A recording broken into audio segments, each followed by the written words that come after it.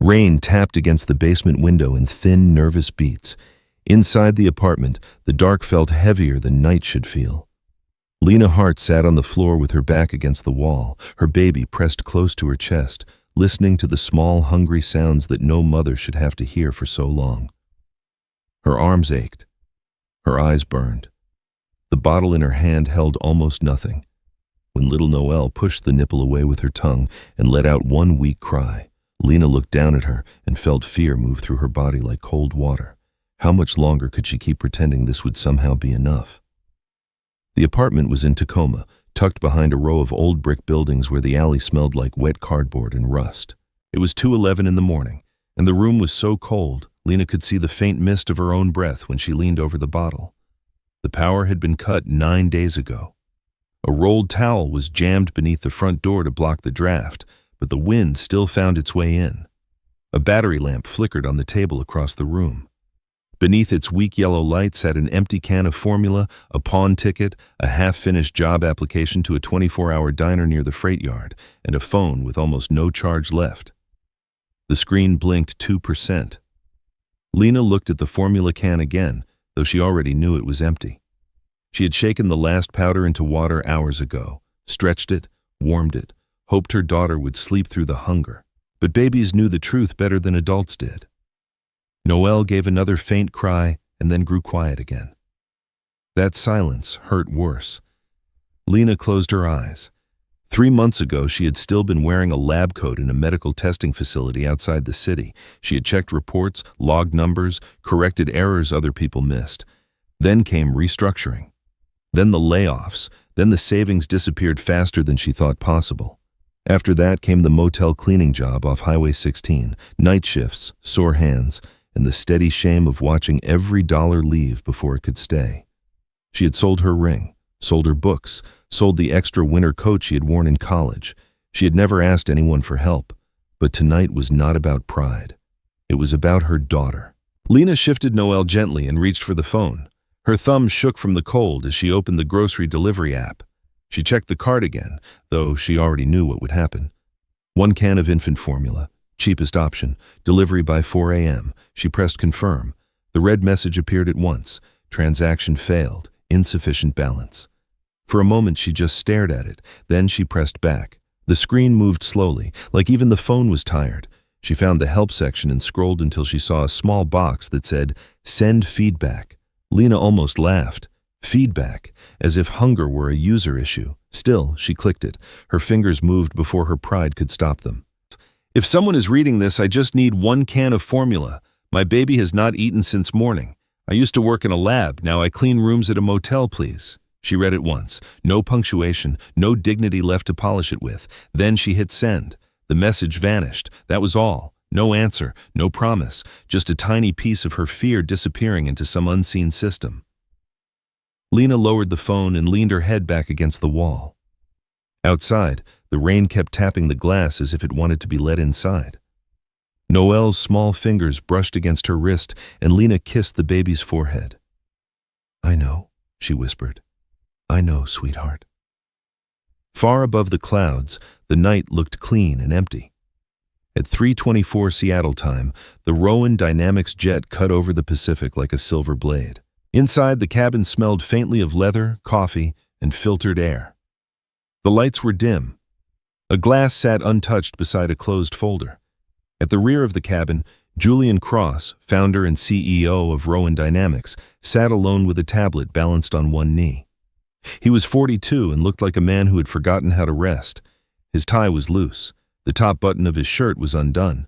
A light from the screen reflected in his eyes as he moved through a queue of flagged messages routed from partner platforms that used his company's emergency ethics system. Most nights it was useless noise, refund complaints, scams, broken links, angry customers writing in all caps. Then he saw one message and stopped moving. "I just need 1 can of formula. My baby has not eaten since morning. I used to work in a lab now. I clean rooms at a motel, please." He read it twice. Then a third time. His hand became still. He tapped the metadata. A timestamp. Tacoma area. Sent minutes ago through a grocery app connected to one of Rowan's logistics networks. No full address on the message screen, just enough to trace if he chose to. Julian stared at the line, "My baby has not eaten since morning." Not had not eaten, not didn't eat. Present tense, now. He sat up and pressed the intercom button near his seat. The co-pilot answered quickly. "Yes, Mr. Cross." "Turn us around." A pause. "Sir?" "Back to Seattle, immediately." Another pause, longer this time. "That will delay arrival by several hours. We're already cleared for—" "This is not a discussion." His voice stayed calm, which made it firmer. "Turn the aircraft around." The line clicked off. A few seconds later, the jet tilted, not sharply, but enough for the glass on the side table to tremble. The nose turned east, back toward the dark coast they had left behind. Julian looked down at the tablet again. He pressed the intercom once more. "Get a sealed care batch to the Harbor House unit in Tacoma," he said. "Formula, warming supplies, infant cloths. I want delivery in under 2 hours." A different voice answered. "Sir, the care batch is still internal only." "I know. It has not been cleared for public release. Then don't release it publicly. Deliver it privately." Silence. Then, "Understood." Julian lowered the device slowly. Outside the oval window, the night remained vast and indifferent. Somewhere beneath that darkness was a woman in a freezing apartment, holding a child who had gone too long without food. He leaned back, but he did not relax. Across the cabin, the polished wood, soft seats, and perfect quiet suddenly felt like an insult. Down below, the rain deepened over Tacoma. In the apartment, Lena must have drifted off without meaning to, because the next thing she heard was knocking. 3 quiet taps. A pause. Then 2 more. Her eyes opened at once. For one confused second, she didn't move. Noelle was asleep against her chest. The battery lamp had died. The room was colder now, and only a little light from the hall slipped beneath the door. Another knock came. Lena carefully rose, her legs weak and stiff. She laid Noelle on the couch cushions and tucked the thin blanket around her. Then she crossed the room and looked through the peephole. A man stood outside in a dark coat, tall, alone, one paper bag in his hand, no badge, no clipboard, just stillness. Lena's fingers hovered over the lock. Then, with her heart pounding hard enough to make her dizzy, she opened the door a few inches. The man looked at her, not with pity, but with a kind of quiet certainty. "Miss Lena Hart," he said softly. Her throat tightened. "Yes?" He held out the paper bag. "I think this belongs here more than anywhere else tonight."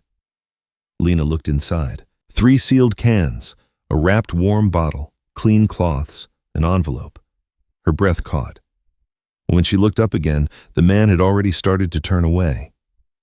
"Wait," she said. He paused but did not fully face her. Then he said, "Your daughter deserved help before you had to ask for it." And with that, he walked down the dim hallway and disappeared past the broken vending machine and the weak stairwell light. Lena stood frozen in the doorway, the warm bag in her hands, the cold air all around her, and for the first time in many weeks, relief felt close enough to touch. The apartment felt different once the door was shut. Not larger, not warmer, not repaired. The cracked paint still peeled near the sink, the old pipes still clicked behind the wall. The power was still gone. But now there was warmth in Lena's hands, and that changed everything. She carried the paper bag to the table like it held something breakable beyond glass. Her fingers trembled as she pulled out the first can. No brand name, no bright label, just a clean silver lid and a small embossed mark pressed into the bottom seal. She did not recognize it, not at first. Noelle stirred on the couch and made a thin, sleepy sound. Lena moved quickly. She unwrapped the warm bottle, checked it with a drop against her wrist, then lifted her daughter into her arms. The baby's face turned at once toward the bottle, weak but eager. When Noelle began to drink, Lena stood very still. She watched the tiny throat work, watched the hunger ease little by little, watched her daughter's fists unclench against the blanket. Only then did the tears come, not hard, not loud. They slid down quietly while the rain kept falling outside and the city slept through one more night it would never remember. By morning, the storm had passed, but the cold remained. A thin gray light pushed through the blinds and laid long stripes across the floor. Lena stood barefoot in the kitchen corner, turning one of the formula cans in her hands while Noelle slept against her chest in a sling made from an old flannel shirt. The apartment smelled faintly of warm milk and damp wool. She looked again at the can. No barcode, no company name. Just the same faint symbol. This time she knew it. Rowan Dynamics. Her pulse changed. She set the can down and opened her old tablet. The screen was cracked on one side, and the battery held less charge than it should, but it still connected when the signal felt kind enough to cooperate. She searched the symbol first, then the shape, then every variation she could think of. Nothing public came up, so she changed the search. Rowan Infant Nutrition Sealed Trial Unit. Still almost nothing. Then, buried in an old archived page, she found a cached technical fragment. Internal wording, half erased, half hidden, prototype infant nutritional support unit. Humanitarian field reserve, not for commercial use. Lena read it twice. Then again. This was not a store product, not a charity sample, not a random donation from a church pantry. Someone had sent her something not meant for shelves. Her phone buzzed. The sudden sound made her jump. Unknown number. She stared at the screen before answering. Hello? Miss Hart? The voice was female. Calm, precise. Yes.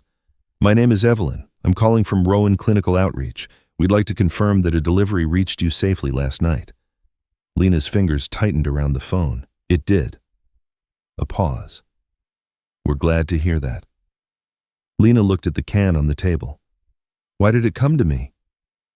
Another pause, shorter this time, because the message was reviewed and marked urgent. By who?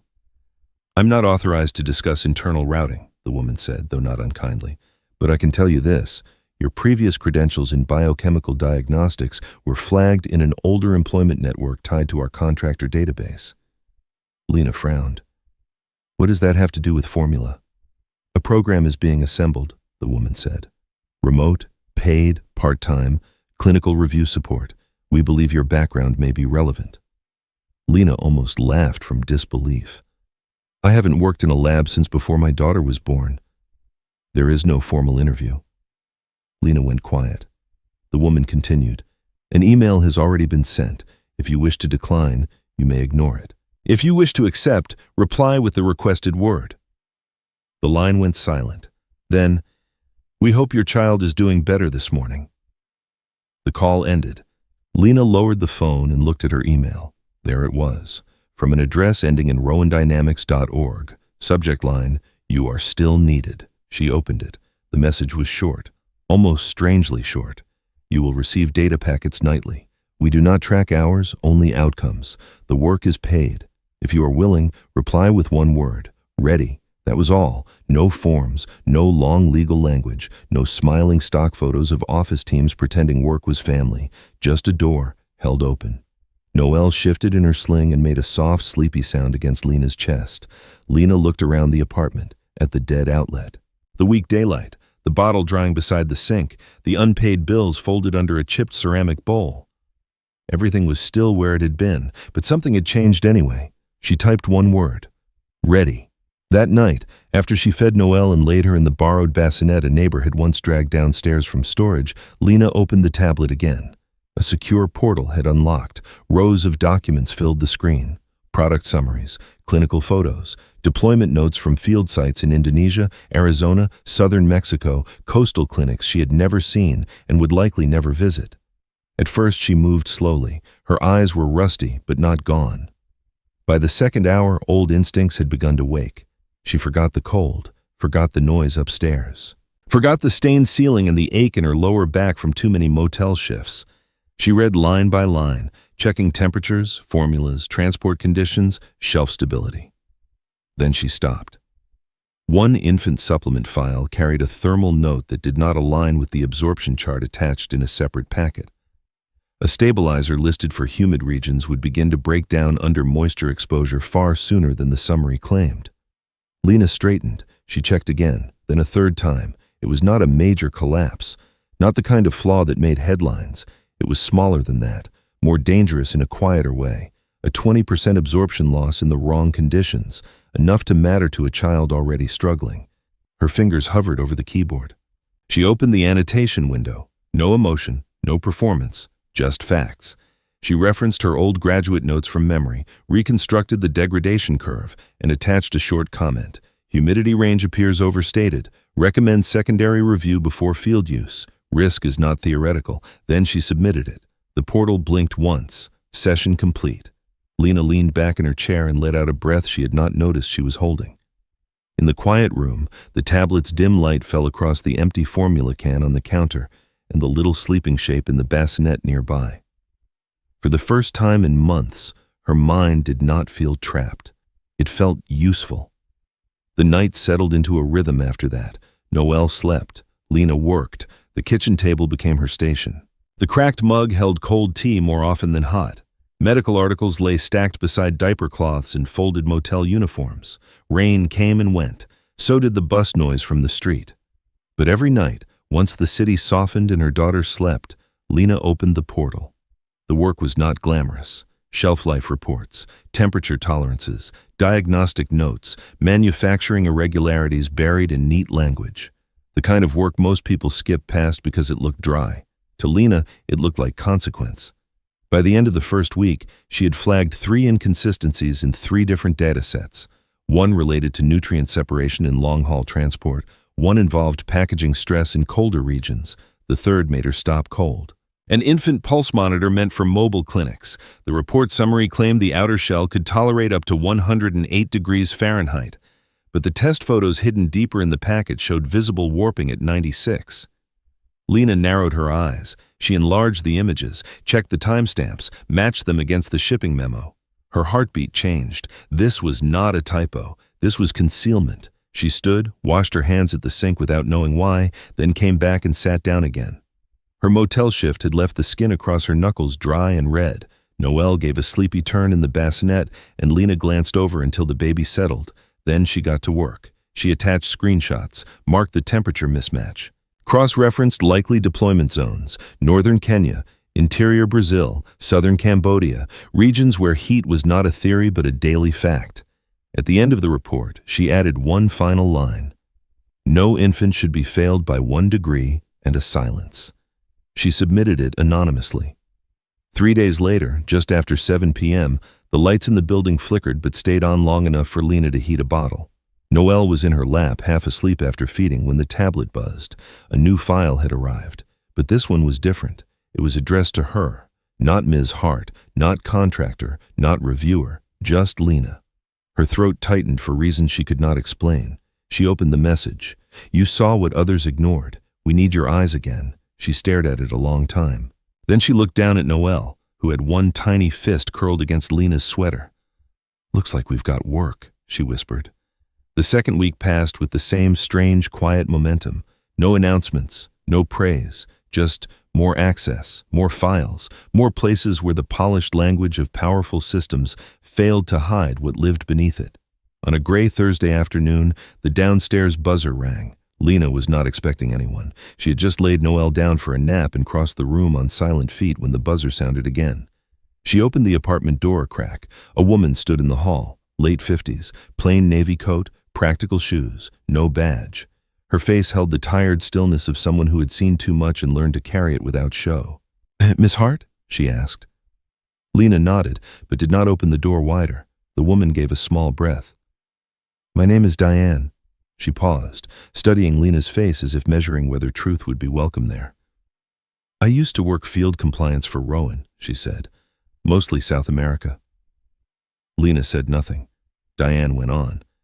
I read your report about the monitor casing. A chill moved through Lena that had nothing to do with the weather. I filed that same concern 2 years ago, Diane said. A child died before anyone took it seriously. The hallway grew very quiet. Diane reached into her coat and pulled out a sealed envelope. No logo, no return line, just a date written neatly on the front. She offered it to Lena. This time, she said. Someone listened. Lena took the envelope slowly. Before she could ask another question, Diane stepped back. Tuesday, she said. Don't ignore it. Then she turned and walked down the hall, leaving Lena standing alone with the envelope in one hand and the faint sound of her daughter breathing inside the apartment. That night, Lena did not log in right away. She sat by the window with the envelope unopened in her lap and watched the lights of Tacoma blur in the damp glass. Behind her, Noelle slept. On the table, the silver can caught a little bit of streetlight. The first message she had sent had felt like a whisper thrown into a storm. Now, the storm was whispering back. Inside the envelope was a room number and an address in downtown Seattle. At the bottom, there was no signature. But somehow Lena already knew this was bigger than a job. Bigger than the formula. Bigger than one midnight delivery. Somewhere inside Rowan Dynamics, a system had shifted, and for reasons she did not yet understand, it was beginning to make room for her. Tuesday morning came cold and silver. Lena stepped out of the bus in downtown Seattle with Noelle strapped against her chest and the envelope tucked inside her coat pocket. The wind off the water slipped through the tall buildings and pressed against her face. Ahead of her, the Rowan Dynamics Tower rose out of the gray like something built to keep weather, noise, and ordinary struggle far away.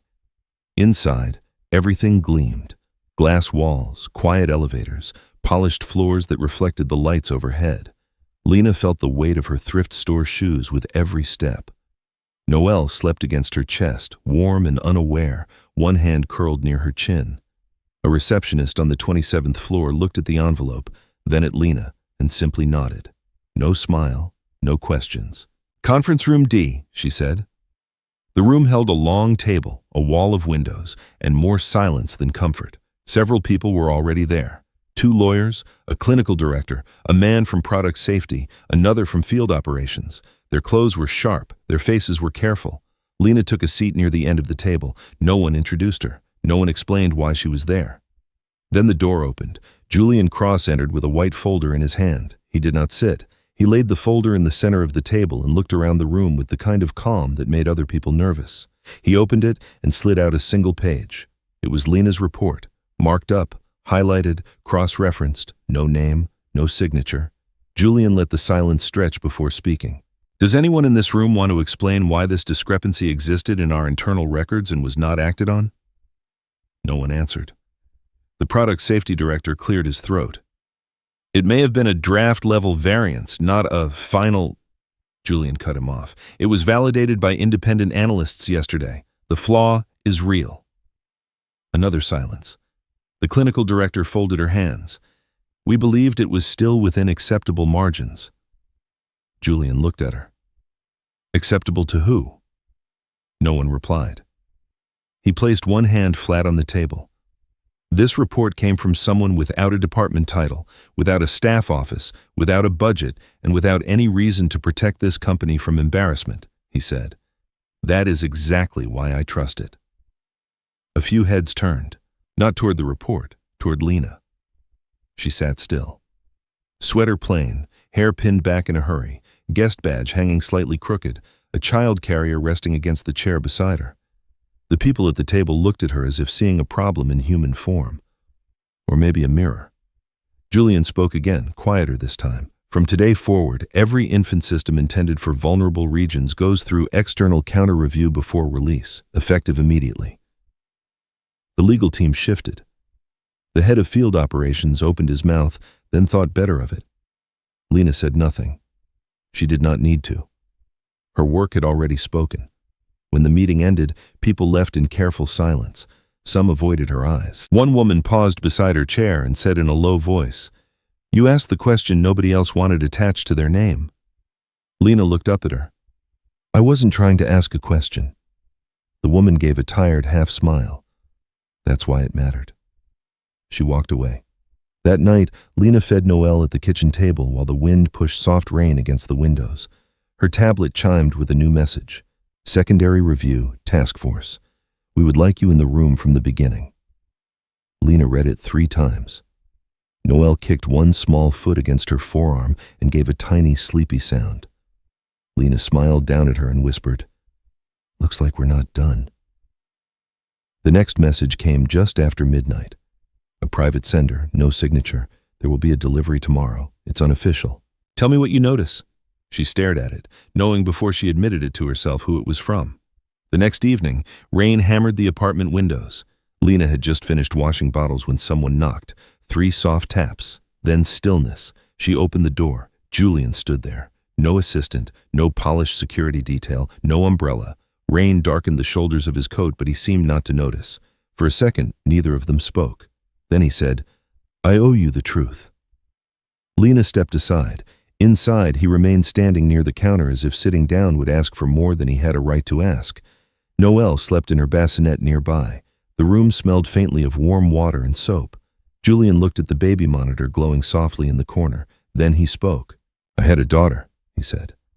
"Her name was Rose." The words came evenly, but something in his face had already changed. "She died at 3 months old." Lena's hand tightened around the dish towel she was holding. She had a heart condition. The early monitor meant to flag it failed. Software issue. We were rushing the release because a competitor was close. He looked down for a moment. I signed off on the shortened testing phase. The apartment went so quiet that even the hum of the old fridge sounded loud. She died 3 weeks before the fix was ready. He didn't cry. His voice didn't break. But grief sat in every word like weight in wet cloth. "I built Rowan Dynamics because I thought I could spend the rest of my life making sure that never happened to anyone else," he said.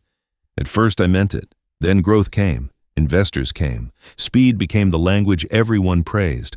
I told myself we were still doing good because the numbers looked good." Rain trailed down the window behind him. "Then your message came through." Lena looked at him without speaking. "You weren't asking for policy," he said. "You were asking for your baby to eat. And when I read it, I realized I had built another system that could still leave people alone in the dark." For a long moment, neither of them moved. Then Lena crossed to the stove, poured hot water into 2 chipped mugs, and set one in front of him. It was a small thing. Not forgiveness. Not comfort exactly. Just space. Julian took the mug in both hands. "I'm not here to rescue you," he said quietly. "I know," Lena replied. He looked up. She held his gaze. "And I'm not here to make you feel better about yourself." A faint, tired breath escaped him. Not quite a laugh. "That might be the most honest thing anyone has said to me in years." Noelle stirred in the bassinet. Lena checked on her, adjusted the blanket, then returned to the table. They sat there while the rain softened outside. One person who had buried a child. One person who had nearly watched hunger swallow hope. No dramatic promises were made. No grand words filled the room. Only truth. And in that truth, something small began to exist between them. Not trust yet, but the beginning of it. A week later, another envelope appeared beneath Lena's door. Inside was a single sheet. "Would you come to the 27th floor?" Thursday, 10 a.m. This time the name at the bottom was handwritten, Julian. Thursday morning, Lena returned to the tower. A conference room waited. On the table sat one folder. Proposal, Independent Ethics Consultant, Infant Systems Division. She opened it slowly. The role was real, not decorative, not honorary. It came with audit access, clinical oversight authority, direct review power, whistleblower protections, and a requirement that no vulnerable region infant product move forward without her sign-off. Her eyes moved to the final page. Julian's name. No title beneath it, just the name. He stood in the doorway while she read. "You don't have to answer today," he said. Lena looked up. "This isn't charity." "No," he said. "It's correction." She studied him. "There are people in this company who think I'm just a lucky accident." "I know." "And if I say yes?" "Then they answer to the process," he said, "not their pride." Lena glanced back at the folder. "This position doesn't exist in companies like this." "It didn't exist here either," Julian said. "Until it needed to." She rested one hand on the back of the chair. "Would I be working under you?" He shook his head. "Beside me. And if we disagree, then nothing moves until we solve it." Silence filled the room, but this time it felt open rather than empty.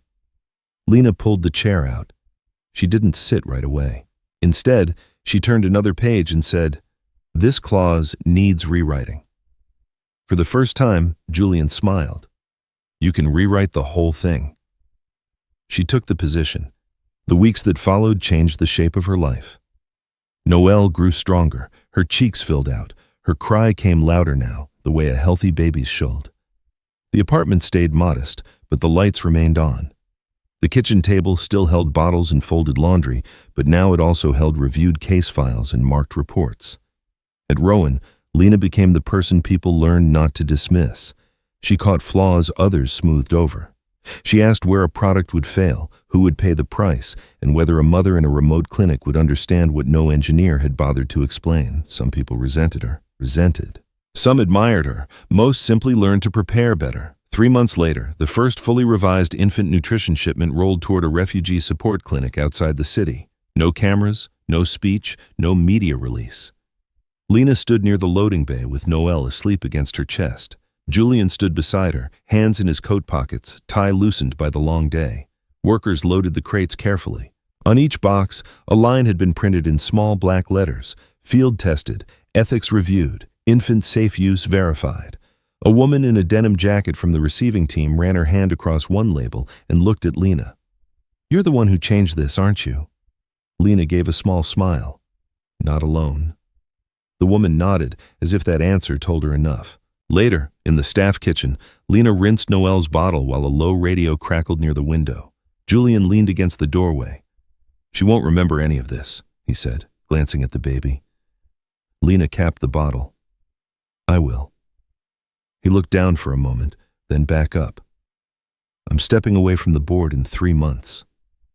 That caught her off guard. "Why?" "Because I know how to build," he said. "I also know what happens when I stop listening. I don't want to lead from a place that forgets again." Lena studied him. He went on, quieter now. "For the first time in a long time, I'd rather do something right than do it fast." She dried the bottle with a clean cloth. "Then, keep choosing that," she said. He nodded once. "I plan to." 2 weeks later, a new nameplate appeared beside a glass office door. Lena Hart, Director, Infant Systems Ethics Review aside the office. Reports covered the desk. A thermos of tea sat unopened. Near the window stood a small shelf. On it was one of the original silver formula lids, a folded muslin cloth, and a framed photo someone had slipped under her door. In it, Julian sat on the floor during a long systems review evening, jacket off, sleeves rolled up, holding Noelle on his knee while she stared at his watch like it was the most important machine in the world. A sticky note was attached to the corner: "Next flight, aisle seat, room for 3. Lena looked at it for a long moment, then smiled in spite of herself. Outside her office, footsteps moved through the hallway. Phones rang. Elevator doors opened and shut. The system kept running. But now, inside that system, there was a place where someone asked harder questions before babies paid for adult mistakes. That evening, Lena returned home with Noelle asleep against her shoulder. She set her keys on the counter, laid the folder from work beside the dish rack, and looked around the apartment that had once felt like a waiting room for loss. The walls were the same. The window was the same. The old chair by the table was still a little uneven, but none of it felt borrowed anymore. She touched Noelle's back gently and whispered, "We're not guests anymore." And for the first time in years, she sat down without fear, without apology, without feeling like she had to earn the right to stay. Because this time, she was not asking for a place at the table. She had helped build it. If you believe stories still matter, go ahead and hit subscribe. Stories Beyond the Porch. Drop a comment telling me where you're watching from. I love seeing how far these stories travel. Thanks for watching.